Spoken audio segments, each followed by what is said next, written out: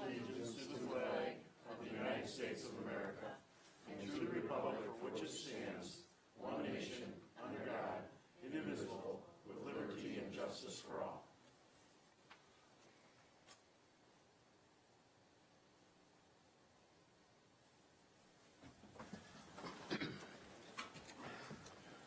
All right, roll call will show we have one supervisor absent. I'd look for a motion to approve the agenda. Motion approved. Second. Motion by Supervisor Sweefelhofer, second by Supervisor Mickelson. All those in favor signify by saying aye. Aye. Opposed? All right, we do have a few members of the public. Carolyn Kaiser.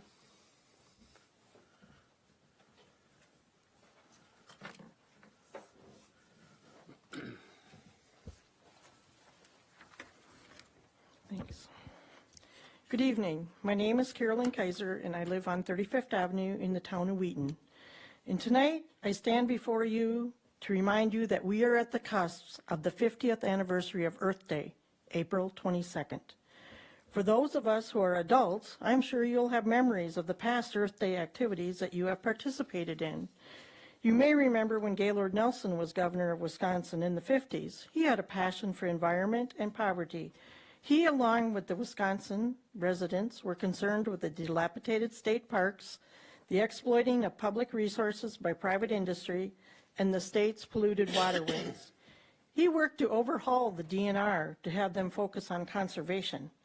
He established the Conservation Corps and acquired land to be converted into public parks and wilderness. In the 1960s, he became a U.S. Senator. He again educated, spoke, built coalitions, and fought for environmental scales.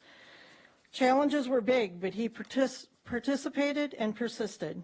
Through his tenacity and grassroots action, Earth Day was 1970, April 22nd. It was a success.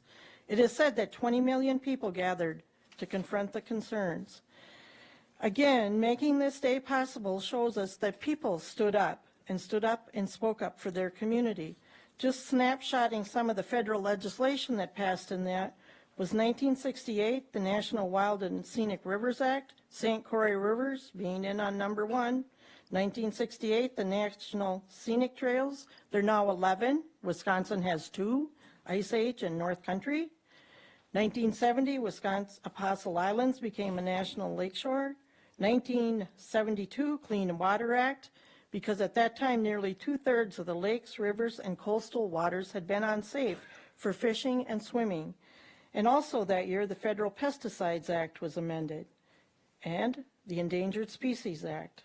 In 1990, they passed an Environmental Education Act to provide environmental literacy. In our current federal government leadership, there's a focused command to roll back regulations. In fact, as of December 19th, 2019, 58 rollbacks were completed, 16 alone in regards to air pollution and emission, and another 37 in the process, to make a total of 95 rollback regulations. Now it's 50 years later, and the community citizens continue to step up to the plate. Again, some highlights are on March 24th, there's a Protect Air and Water at the Bloomer Middle School. 18th of April, clean sweep at the Northern Fairgrounds from 8 to noon. April 22nd, first floor conference room at the Chippewa Library in the afternoon. April 25th, 2 main events. The Chippewa Falls Main Street is cleaning up the downtown from 9 to 11.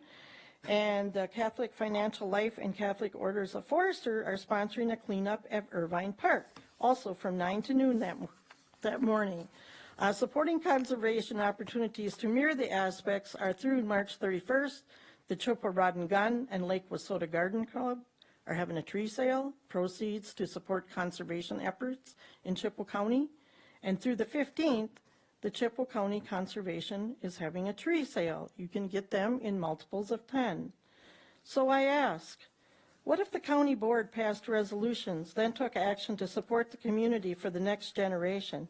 What if a committee as a whole chose to write a letter to the editor supporting conservation efforts? What if conservation plans were implemented to focus on clean air and clean water? What if those responsible for updating the next land use plan would take serious steps to implement gains in regard to the environment? What if moratoriums were passed so research could be done before unproven, unknown, new types of businesses could be initiated? Remember the focus of Earth Day to raise awareness on the negative impact of our actions as mankind we have had on the environment and Earth as a whole. It's a day for political action and civic participation. Thank you. And there are posters regarding the tree sales and protecting air and water. Thank you. Angela Eckman.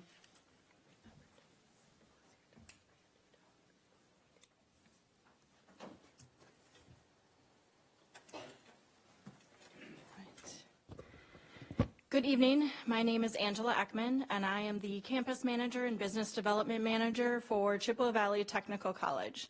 And tonight what I would like to do is make you informed of our upcoming referendum, which we are going to be on the ballot on April 7th. And so I want to provide you a little bit more information in regards to what projects we're seeking that support for and the reason why it's so important. So as a whole, CVTC right now represents about 95% of the overall graduates that graduate from CVTC not only get a job within 6 months, but they get a job in their respected careers that they've chosen. And so our placement rate in comparison to the other 16 technical colleges across the state, we are leading the charge. The average is 78%. So we've got a full community that is supportive, and we've got a local business community that's certainly in need and dire need of our graduates. And so we have a total of 155 plus programs, and we're able to implement those programs at a vast rate in response to the community needs, which is huge and significantly important to those ever-changing workforce needs. 90% or 91% of our overall graduates not only represent and stay within the state, but they stay within their respected communities. So as we're looking at growing our communities, we need to grow the talent that we already have here and keep them invested in the communities that they currently live in. The total number of students that were served by CVTC last year were over 18,500. And when we look at the average salary of a livable, meaningful wage, the average is $46,800. And so that's definitely a meaningful and livable wage. But we're up against some challenges, and part of that is there is a state law under the technical college state that says we aren't able to spend more than $1.5 million in new construction every year. So those of you who have any background in construction know that $1.5 million is going to give you the equivalency of about 4 classrooms. So when we're talking about students that we want to stay in our community, we're looking at providing them opportunities educationally, we're looking at building a stronger workforce. We have to be able to provide them what they need in order to get through that career path. And right now, what the ask that we're asking for is $48 million. And so that's a significant ask. But what we want you to keep in mind is that CVTC district covers 11 counties. And so when you look at having an equalized value of over $25 billion, when you're looking at what we're asking from a resident standpoint, that equates to about $13 a year. Is what the ask will be and what the financial contribution of each household based on a $100,000 home value. What we plan to use those funds for is a transportation education center. Right now, we have 5 different locations, actually 6, one of which we're renting, and so we're not being fiscally responsible. So we want to build a transportation center, and a lot of you may say, is that really where we want to spend the money? And the answer is absolutely. When you look down the road and you're looking at a car next to you that's driving itself, or you've got one that parallel parks it for you, that industry is changing. We no longer have a need for just wrench turners. We have wrench turners and programmers. And so to be able to provide a necessary education for them, we need to have a center that includes welding, maintenance, industrial maintenance, mechanics, programming, and automation. And that's something that's coming fast and furious. The Menards Distribution Center runs solely on 80 forklifts that are drivable forklifts, and it's operated by 2 CVTC grads and an IT network. So that is definitely an area that we see. Emergency education services, we plan to expand on that, and the reason is because we want to use the least amount of force, but when we have a stressed society and a growing opioid epidemic, we need to be able to equip our fire and service and police with the equipment that they need to be able to safely take down suspects and do it in a non-fatal manner if at all possible. So the ask is for that to be represented with more hand-to-hand combat, tactical defense training, as well as long gun training, because that's something that right now we don't have a range that accommodates. Finally, Manufacturing Education Center, and then additional campus renovations. We have 5 regional campus locations. I will leave information for anybody that's interested. Thank you. Thanks. Jan Morrow?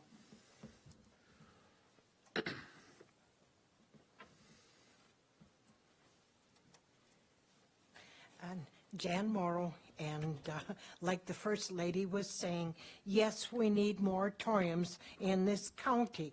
Now, I was at the county board, or the township board meeting last night, and we are looking, I know everybody hollered and says, you're not zoned, you're not zoned. Well, we're not looking to zone. We're looking at possibly, hopefully, you know, haven't gotten back, heard from the lawyer yet, but we're looking at putting an agricultural zone in, so hopefully our township can at least tell if these big farms come in our township that they only can go in a certain area. So we're at least looking at possibly doing that, but I think the majority of the people in our township don't want to be zoned, guys. So other than possibly that. And the big thing also, and Dan Masterpole there remembers when we checked our water, and I asked them last night, because 44% of the people tested their water when we had it. When you came in to vote, you could grab a bottle and then bring it back and have your water tested, and 44% of us did. And there was only four residents that tested a little high for nitrates. The rest of us were good. So our township is good now, but we would like to keep it that way. So again, people, I'm asking possibly for this county to please put a moratorium on these large farms, because believe me, they're still going to be coming in. Of course, I don't know, after the coronavirus, I don't know if we're going to have any farmers left, because believe me, people, when the schools are going to be closing, our milk price is going down already, and they start closing schools, it's going to go a lot lower, and guess what? If it does, you're going to start losing a hell of a lot more farmers. So at least, please, let's put this moratorium in so we can hopefully possibly save the smaller farmers and keep the big ones out. Thank you. I'd look for a motion to approve the consent agenda. Motion to approve. Second? Who seconded? Motion by Supervisor Sweefelhofer, second by Supervisor Gullickson. Randy, do you want to say something before we vote on this? That's what I normally do. Huh? Normally you vote and then I talk. Okay, all right. All those in favor signify by saying aye. Aye. Opposed? All right. Thanks, Chair. I did want to say a few words about Todd's appointment. First of all, I'd like to thank Jim Sherman for all the work he put in as Corp Counsel over the years.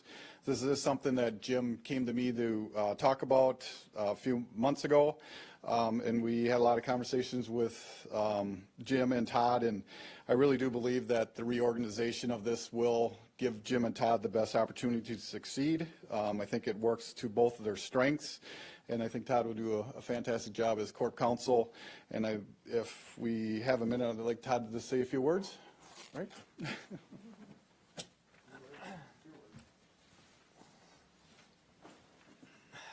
Well, the good news is, I think for those of you that have had the opportunity to work with me over the last 12 years, would agree that I'm a man of few words. So I don't think I've ever been accused of talking too much, so at least this will be short, given that we've got a long agenda. Having said that, I just want to say that I believe the last 12 years, I think, have probably prepared me for taking on this new role. And of course, with any transitions or change, there's new things to grow into and new things to learn. So as a division, we're just asking for your patience and understanding as we go through this transition. I'm excited for the challenge and continuing to work with all of you and any new board members after the election. And obviously, Albert is going to be in a slightly different role than I've had the last 12 years, but I think I've, over the years, I've covered a lot of these responsibilities. So I hope that everyone doesn't see it as a huge change that way.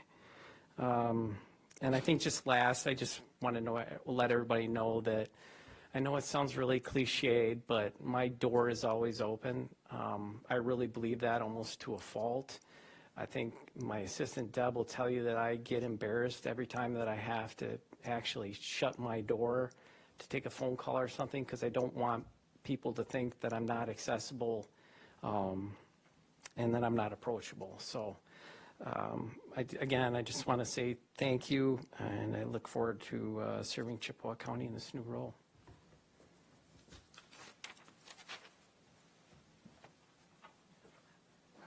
All right. County Administrator update.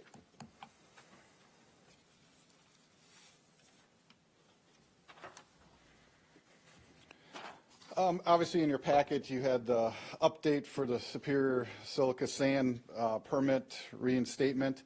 I'd really like to thank Dan Masterpo for all the work he put into this, and Todd Pauls. It was a long process. Obviously, we kept the board up to date on where we were, but I think we feel really good moving forward. There still is going to be a meeting with the public, with LCFM committee, the department, and DNR. There's been some questions out there in the media, as you guys have heard. We're going to make sure everybody's questions are answered, that the media can be there and ask any questions, and obviously the board can also. So just really happy that we're moving forward and we got that issue behind us for now. So I think that's a good thing. Department reports, financial update, Melissa.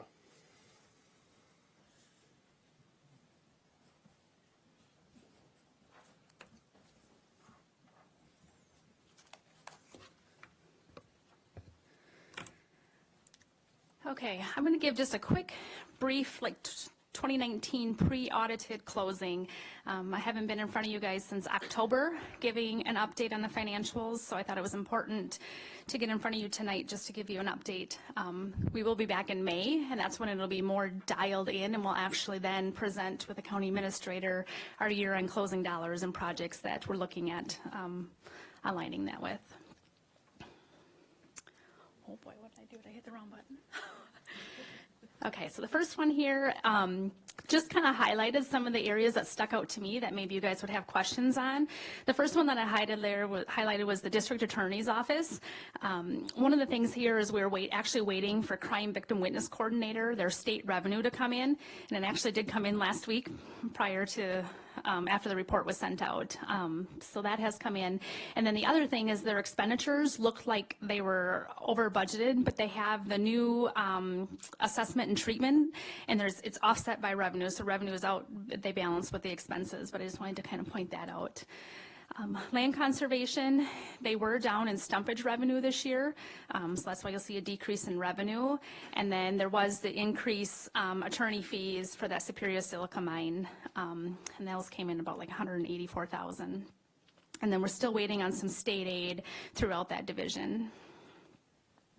The other one that I highlighted there was the public health, and that really is the home care program.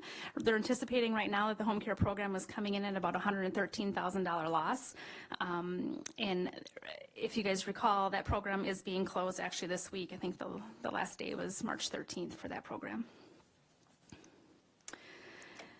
So here's just some bar charts that kind of show the revenues and expenditures over the years. Special revenue funds, public health department. This was really due to some decrease in state funding, and then the revenues in the nutrition division were actually down, as well as the Western Regional Division. Human services and the RWC, that number there is really that they're waiting for their state aid to come in. That's the consortium, the 9-county consortium, and we usually have a 2-month lag on Medicaid coming in. And then really their out-of-home placements are still high. We have seen those decrease some since 2018, but they're still running on the higher side. And same thing with this division. We're still waiting for state aid to come in. So my departments, all my fiscal managers that I have in those divisions are working on setting up receivables to allocate those dollars. So when we come back in May, that number will be more dialed in. And then the last one was the sales tax revenue.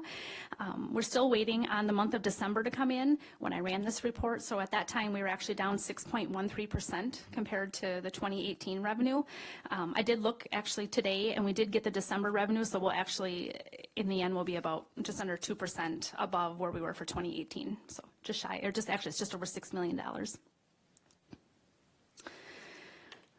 again, here's some bar charts that just kind of show the comparison between the different funds.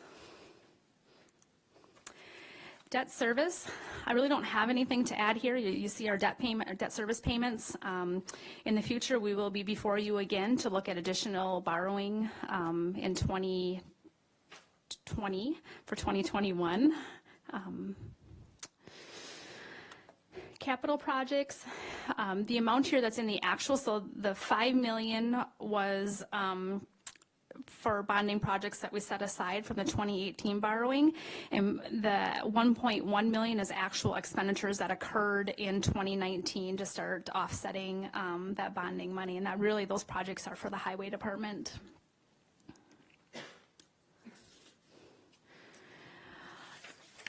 Back up. So internal service funds, the only one really here that stuck out, and I'm not sure why it's not highlighted, is the self-funded liability insurance, and just the claims are up on that one. And again, here's a comparison. The enterprise and trust agency funds, I just wanted to point out the 602 fund, which is land development. Really, the reason that the actual between the revenue and is due to the business park feasibility study, and then we have the revenues were higher than budgeted because we received our first TIF payment for the Mills Fleet Farm, so that was included in there. And then the other thing is we had the sale of the DHL property, so that's why the revenue was at 1.3 million. And again, this is just a comparison between the different funds, between revenues and expenditures. Do you guys have any questions for me? Thank you. Recognition of County Board Supervisors. Jackie. So it's already been 2 years, and to me it's always a sad night, but we're thankful for all of you for the last 2 years. So it's our last night together. I know some of you seem a little too excited that it's your last night here, but that's okay too. So we do have a certificate of appreciation for everyone, and I'll hand those out. For those of you that this is your last board meeting, you are allowed to take your nameplate home. Just leave me the stand so I can use them again. So thank you.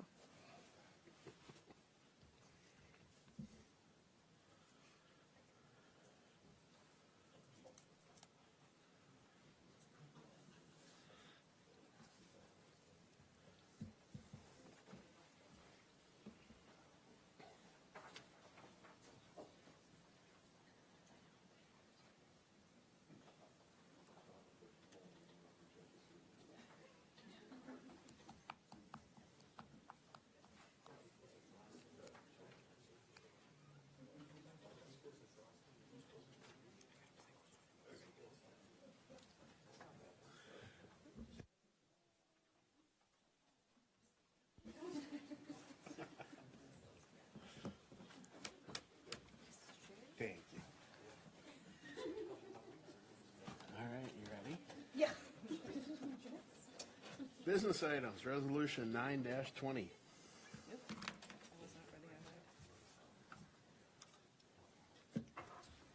Resolution 9-20, resolution to adopt a policy to prohibit the use of excessive force in the barring of entrances, exits for nonviolent civil rights demonstrations. Now therefore be it resolved that the Chippewa County Board Chair and the Chippewa County Board of Supervisors of Chippewa County, Wisconsin do hereby state as follows. It is the policy of Chippewa County to prohibit the use of excessive force by law enforcement agencies within Chippewa County's jurisdiction against any individuals engaged in nonviolent civil rights demonstrations. It is the policy of Chippewa County to enforce applicable state and local laws against physically barring entrance to or exit from a facility or location which is the subject of such nonviolent civil rights demonstrations or demonstration within Chippewa County's jurisdiction. The officials and employees of Chippewa County shall assist in the orderly prevention of all excessive force within Chippewa County, Wisconsin by implementing the authority and enforcement procedures set forth in Title I of the Housing and Community Development Act of 1974. Be it further resolved that the Chippewa County Sheriff shall implement this resolution by amending any applicable Sheriff's Department procedures forwarded to the County Board by the Executive Committee. Motion to approve. Motion by Supervisor Swiffelhofer, second by Supervisor Hunt. Thank you. Actually, Jessica's here from the Housing Authority. I'll have her come up. She actually has the first three resolutions.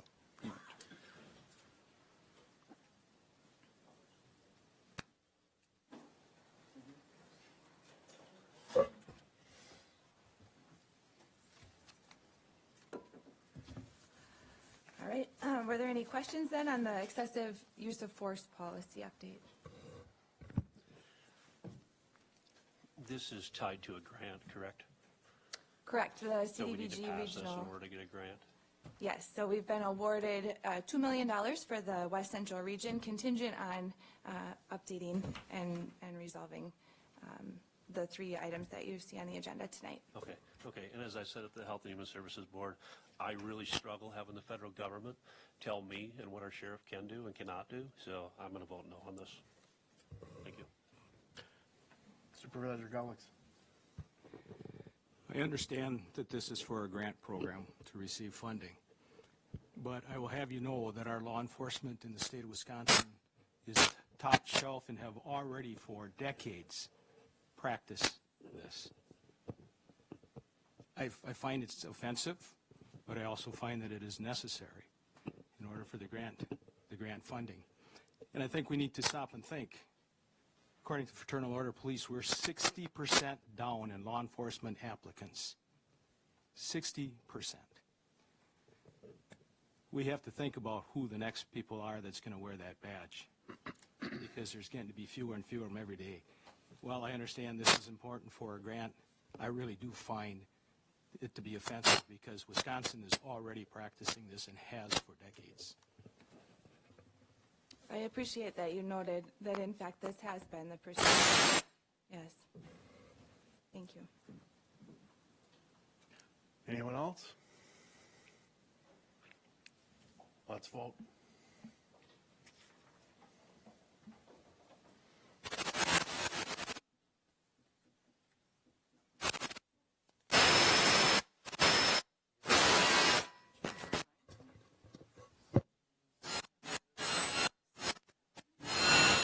I don't know. Could be release. 11 yes, 3 no. Resolution 10-20. Resolution number 10-20, resolution to approve the residential anti-displacement and relocation assistance plan for the West Central Region CDBG housing program.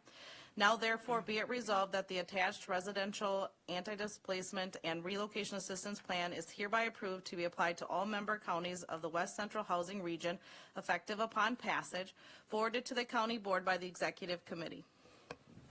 Motion to approve? Motion by Supervisor Swiffelhofer, second by Supervisor Thornton. Any questions in regard to this?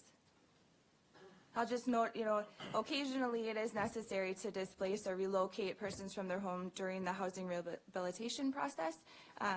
Most commonly, if a home is in such dire straits that it would need to be completely torn down, a person would need to be temporarily relocated until a replacement housing can be provided, or lead-based paint. If there's a large amount of lead-based paint on the interior of a home that needs remediation, that can cause a hazard for particularly a family with young children, and so that would be another situation we might see.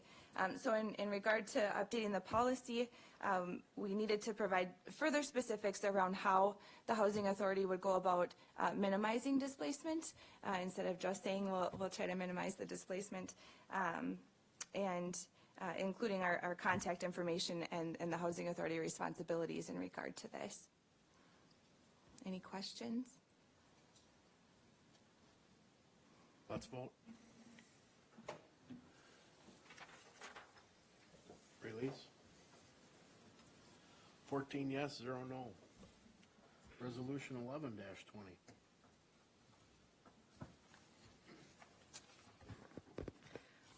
Resolution 11-20, resolution to approve revisions to the Citizen Participation Plan for the West Central Region Housing Consortium. Now therefore be it resolved that the Chippewa County Board of Supervisors does hereby approve the indicated revisions to the attached Citizen Participation Plan forwarded to the County Board by the Executive Committee. Motion to approve? So move. Second? Second. Motion by Supervisor Mickelson, second by Supervisor Ives. Any questions, comments? I would just note that the changes to this policy are very minor in scope. The previous policy indicated the Grantville Gaber Press instead of the Chippewa Herald, and so that needed to be corrected. And then the state contact person had an old contact, and so we're making it more general, the executive staff assistant, so that this wouldn't need to be updated if staff at the state level turn over. Let's vote. Release. 14 yes, 0 no. Thanks. Thank you. Resolution 12-20. Resolution number 12-20. Now therefore be it resolved that pursuant to Wisconsin Statute 59.22(1) and effective on the first day of the term of office commencing in January 2021, the Chippewa County Clerk, County Treasurer, and Register of Deeds shall receive total annual compensation in the years 2021 through 2024 as follows. 2021, $72,960.84. 2022, $74,420.06. 2023, $75,908.46. 2024, $77,426.63. Be it further resolved that the County Clerk, County Treasurer, and Register of Deeds are entitled to participate in Wisconsin retirement system in accordance with the law. Each elected official may be required to pay their share of the total WRS required contribution pursuant to Wisconsin Statutes 40.05. Chippewa County will pay only its share of the total required WRS contribution by law. It is expressly recognized that these shares may change when the required WRS rate is adjusted as authorized by law, and these contributions shall be pre-tax. And be it further resolved that the County Clerk, County Treasurer, and Register of Deeds are eligible for and may elect to receive health insurance through Chippewa County's health insurance plan. This eligibility for health insurance coverage is expressly subject to the same terms and conditions of the program, which may be modified from time to time as non-represented department heads, management Chippewa County employees who are not law enforcement managerial employees, or non-represented managerial employees described in Wisconsin statutes 111.70, Pren 1, Pren MM 2, and be it further resolved that the County Clerk, County Treasurer, and Register of Deeds are eligible for and may elect to participate in other fringe benefits, excluding paid time off, subject to the same eligibility, terms, and conditions as those benefits provided to non-represented department heads, management Chippewa County employees who are not law enforcement managerial employees, or non-represented managerial employees described in Wisconsin Statute 111.70, Pren 1, MM2. It is recognized that the terms and conditions of these fringe benefits may be modified from time to time. Forwarded to the County Board by the Executive Committee. Motion to approve. Second. Motion by Supervisor Thornton, second by Supervisor Hunt. Speak? Okay. I just wanted to talk about the kind of the philosophy behind the 5% and then the 2-2-2. Many years ago, I brought this philosophy forward in the county I came from, and essentially recommendation I came up with was to look at the previous 4 years of what the elected officials received and what our employees received, and then make that adjustment on the first year of the next term. So if the employees all got 2% and elected officials got a 1%, you would make that up in that first year. I think it is what I felt was fair, and I think it's a philosophy that everybody agreed with, which is rare. So that's a good thing. So this really does that. I mean, it really catches them up from the previous 4 years, and then you try to anticipate what you can for the 3 years moving forward, but does adjustments. And there's a lot of debate about elected officials and all that, and I've heard it all over the years, but to me, they're just like all our other employees. We need good ones. We need to recruit and retain them, and I think this does that.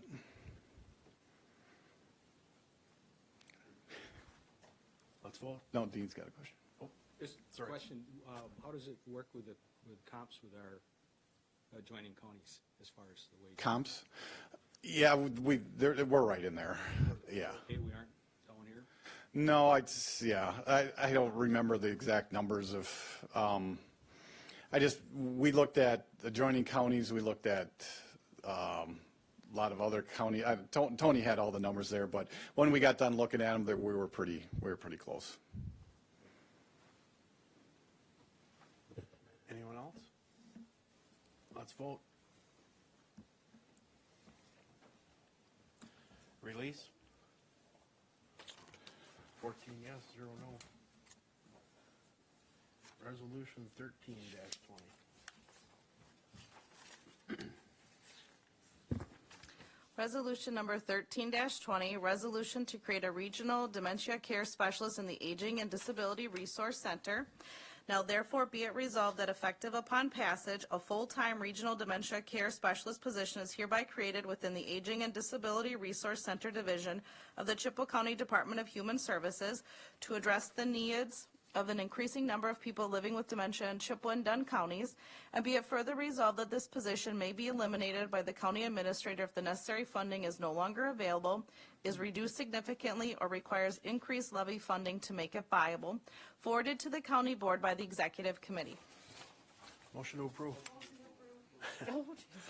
Motion by Supervisor Ives, second by Supervisor Sweetoffer. Okay. I'll let Tim and Leslie give the details on this one. And actually, I'm going to let Leslie, who's the manager of the ADRC and did all the heavy lifting on the writing of this grant, give the presentation. Thank you. Thank you. Basically, the dementia care specialist is a position that the state of Wisconsin has been working in a bipartisan manner to expand throughout the state in ADRCs across the state. With the last biennial budget, they had added 8 new positions. There are still positions or still room for expansion, so there's no indication whatsoever that the funding is going to go away for this dementia care specialist program. In this last biennial budget, they did ask that ADRCs combine together to write the grant, and so they basically said you get bonus points in your grant if you do that. So that's why we went with a regional model and included Dunn County in it, with Chippewa County being the fiscal agent and the employer for the grant. Within this, you can see that we do have a significant need for dementia care specialists. 75% of all people with dementia are living in their homes, and of course those individuals need support from their families and other community members to do that. And so the dementia care specialist is really there to help support those families and those individuals so that they can remain in their communities and remain active in their communities for as long as possible, and to help support those family caregivers in ways that allow them to continue to do that very important work for a longer period of time. So that's the intent of the program. Some of the logistics of it, as far as it being a regional position, the person will have an office in both counties. Andy and I have been working to try to look at how that will work with regard to the IT, and I'm sure that we'll be able to come up with solutions with regard to that. Questions? Questions? No? All right, let's vote.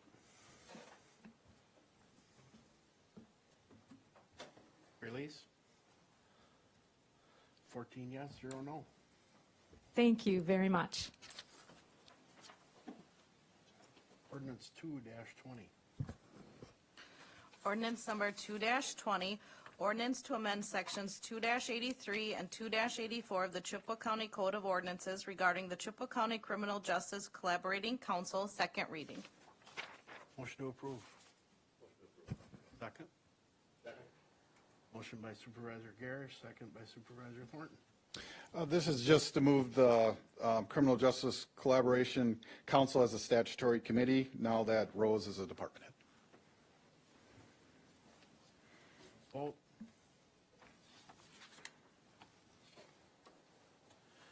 Release? 14 yes, 0 no. Ordinance 3-20. Ordinance number 3-20, ordinance to amend section 58-39 of the Chippewa County Code of Ordinances to add ATV routes on County Trunk Highway K, second reading. Second. Motion by Supervisor Swiffle-Offer, second by Supervisor Hartman. Chris is here from Highway just to give details.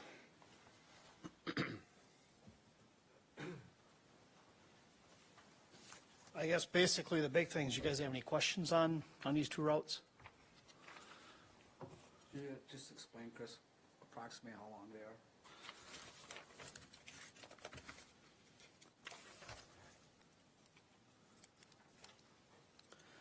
are. The first one on County K is 0.5 of a mile. That goes from 250th Avenue to 205th Avenue. Makes a connection. The second one on K is 0.7 of a mile, and it goes from the existing trail to 150th Avenue. It's making a connection. So most of these are just to make connections. It's not using 2-3 miles of road to make a trail. Yes. Okay. That's the idea, is just trying to connect these where we can. It'd be nice if we could do more of these. The process is in place. I know. All right, thank you. Any other questions? Yes. Chris, could you explain the safety process that you use to assess these for the board members who may not be familiar? Sure. There is a route designation, there's an application form that we ask the ATV council and the clubs to fill out. And basically, it goes through, there's a series of questions. It takes, it's a weighted scoring system. It takes stuff into account such as commercial truck traffic, sight distance on hills, curves, posted speed limits, width of pavements.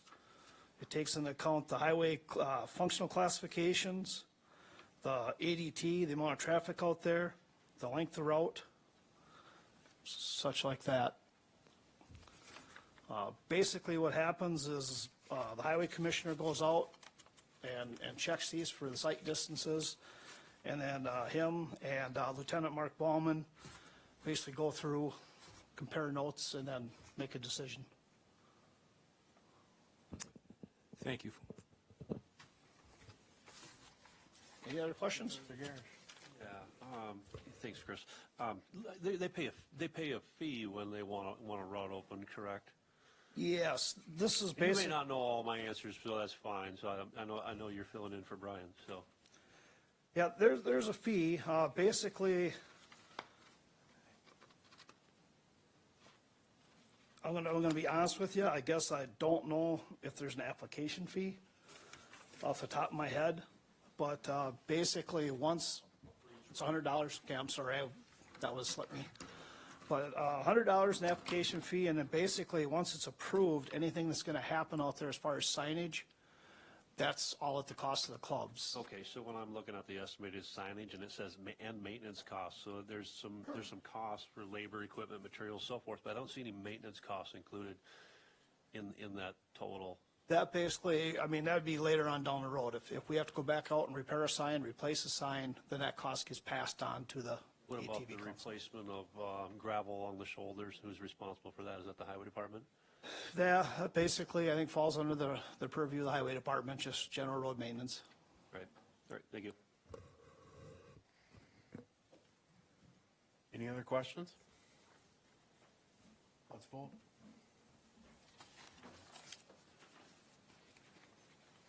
Release? 14 yes, 0 no. Ordinance 4-20.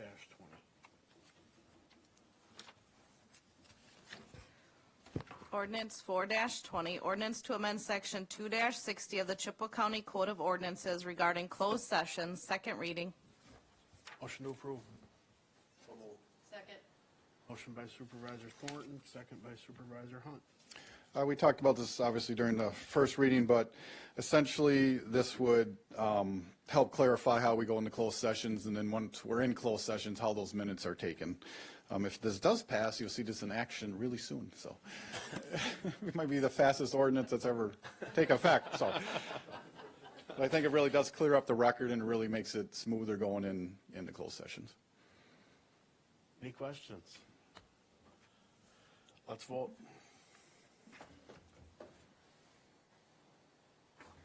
Release? 14 yes, 0 no. Ordinance 5-20.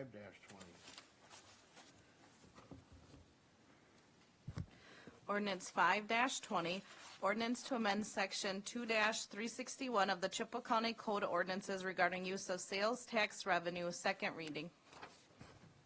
Motion to approve. So move. Second? Second. Motion by Supervisor Mickelson, second by Supervisor Ives.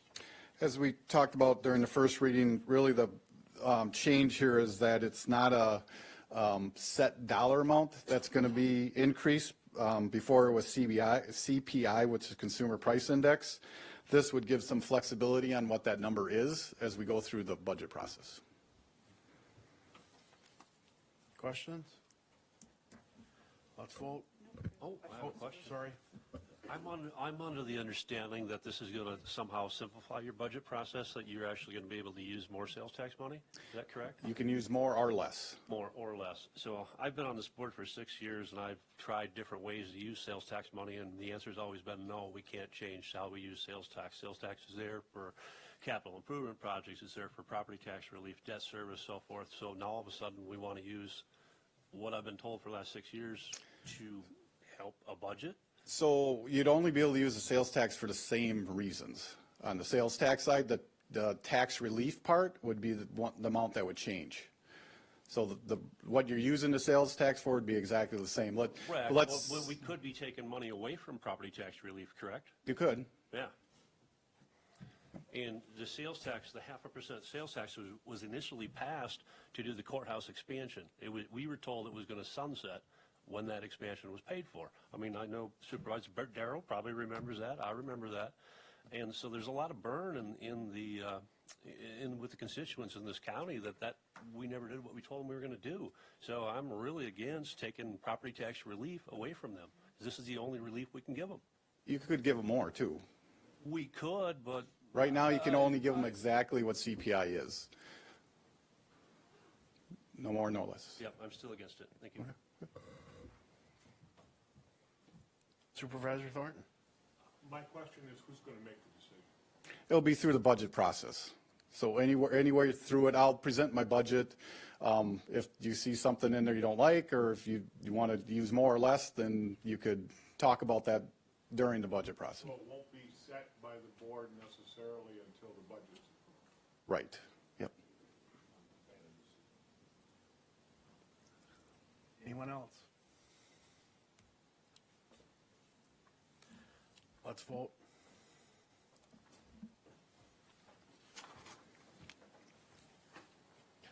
Release? 9 yes, 4 no. 1 abstain, sorry.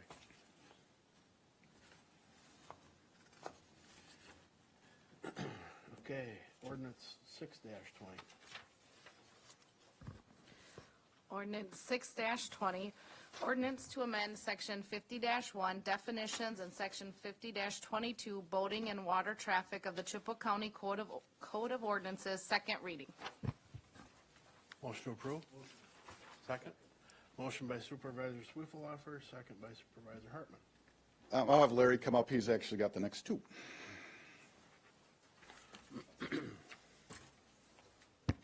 Good evening. So the revisions to this ordinance basically are some updated and revised definitions. Another revision is to add GPS coordinates for the Pine Point, Otter Lake, and Morris Erickson beach buoys. Another revision is to add language regarding no wake buoys for the Round Lake, referencing a Town of Sampson ordinance. That ordinance was updated within the last year. And the last major change would be added language regarding no anchor buoys near the aerators at Otter Lake. I don't know if there's any questions. Supervisor Gullickson. Yes, this is a great improvement from being there in the old days when you're trying to shoot transits and levels to set buoys. The GPS makes this much more efficient, and it's a very good move. Thank you. You bet. Anyone else? Let's vote. Oh, wait, sorry. Oh, Stop touching. Okay. release. 14 yes, 0 no. Public firearms range facility use policy, second reading. Motion to approve. Second. Oh, I need a, Oh, I'll make the motion then. okay. Second? Motion by Supervisor Gullickson, second by Supervisor Ewer. Any discussion? So the revisions that were made are the ones that are highlighted, and that was revised from the last reading? That's correct. The revisions include the title change, as you see, from priority use for public areas to priority use for the firearms range. And then the addition at the end added language referencing the daily and annual fees. That's it. Any questions? Supervisor Garish. Supervisor Gullickson had some concerns about this at the last meeting. Have those concerns been put to bed? Yes, I pushed the button here. Those are the changes. They needed to put the funding mechanism in, so that was covered. So that was an error of omission. And the other one was just terminology to better match the grant programs that are available. Anyone else? Let's vote.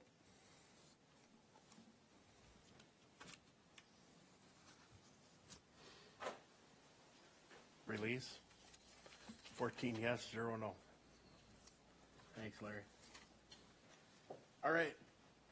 Our new corporate counsel has advised us to take a little break here before we go into closed session. So we're going to take a 5-minute break.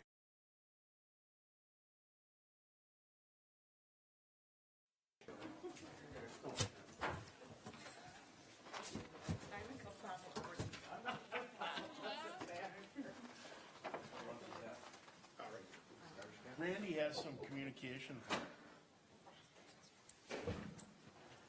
I'd just like everybody to keep an eye on their emails.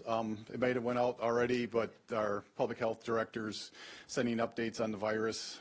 This is a continuously moving event, so we'll try and communicate the best we can with the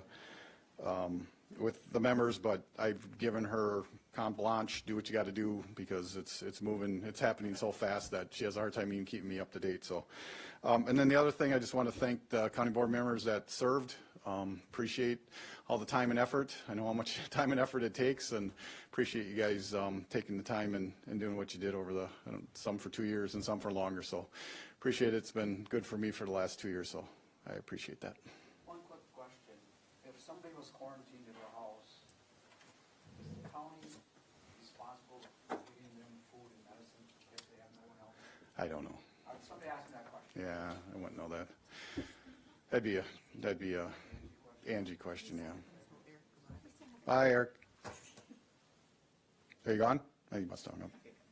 Yep. Oh, Eric's here. all right. Thanks, Eric. We're gonna hang up on you. All right, you bet. Thank you. Yeah. Appreciate it. Sorry, I forgot about Eric. That's all I got. See you. I want to just wish everybody luck in the election, and for you guys that are bailing on us, it's been fun serving with you, and it's been an honor to be your chairman. Motion to adjourn? No, we don't have any future agenda. It'll be a different board. Well, I have a list of 30 things the next board needs to take care of. All right. Any items for the future agenda? No. Yeah. Motion to adjourn. I'll make that motion. Second. Or adjourn.